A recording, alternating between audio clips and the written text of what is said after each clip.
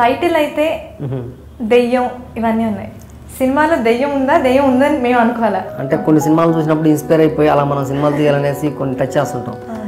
మన బలం మనం ఏంటో పక్కన పెట్టి అవతల వాళ్ళని చూసి చేయాలనుకుంటాం. అంటే ఎవరు అతిథులు కాదు, అందరూ చేస్తుంటారు. ఈడో రకం ఆడో రకంతో రేట్ పెంచేశారా?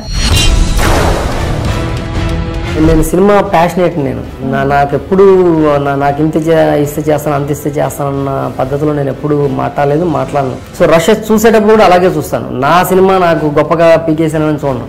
నా సినిమా ఇది ఎలా ఉంది. ఎప్పుడు మిడ్ రేంజ్ సినిమాలే ఎక్కువ చేయడానికి రీజన్ ఏంటి అంటే పెద్ద సినిమాలు మీరు చేయలేదా, అవకాశాలు రాలేదా? చిరంజీవి గారు కూడా కామెడీ సినిమాలు చేశారు. సో అట్లాంటి హీరోతో నేను ఎప్పుడు చేయలేదు. చేయాలని ప్రయత్నం కూడా నేను ఎప్పుడు చేయలేదు. నాకు వచ్చిన హీరోలు, నాకున్న హీరోలని వాళ్ళనే చిరంజీవి, బాలకృష్ణ లాగా ఫీల్ అయిపోయి. బివిఎస్ రవి అండ్ కొరటాల శివ గారిని కూడా ఇంట్రడ్యూస్ చేసింది మీరే. సార్ మిమ్మల్ని కలవడానికి ఎవరో వచ్చారండి అంటే వెళ్ళి చూస్తే వీళ్ళిద్దరు మత్స రవి, బివిఎస్ రవి అండ్ శివ కొరటాల. ఇప్పుడు నేను చెప్పడం కాదు కానీ నాకు అప్పుడే రవి టూ ఎమోషనల్గా ఉండేవాడు, శివ మెచ్యూర్డ్గా ఉండేవాడు. తను డైరెక్టర్ అయినట్టు గొడవపడేస్తుంటాడు.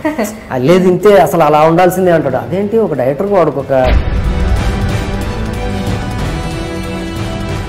టూ ఎమోషనల్ లైక్ పోసాని గారు అనమాట. రవి యాక్చువల్గా హర్రర్ తెలుగుకి స్టార్ట్ చేసింది వర్మ గారు. హర్రర్ సినిమాకి ఎంటర్టైన్మెంట్ మిక్స్ చేసి చూడటం వల్ల మెల్లగా ఆడిటోరియంకి జనం వచ్చి దయ్యాన్ని ముందు పెట్టుకొని నవ్వడం మొదలెట్టారు. ఇప్పుడు ఆడిటోరియంలో 2 hours ఒక హీరోని చూసి నవ్వారు అంటే అతను తొందరగా ఇండస్ట్రీ నుంచి వెళ్ళడు.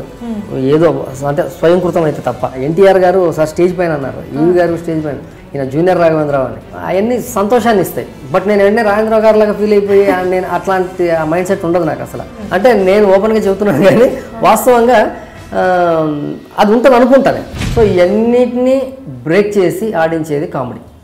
ఎవరికి సంబంధం లేదు, ఎవరు ఉన్నా లేకపోయినా కామెడీ ఉంటే కంపల్సరీ చూస్తారు.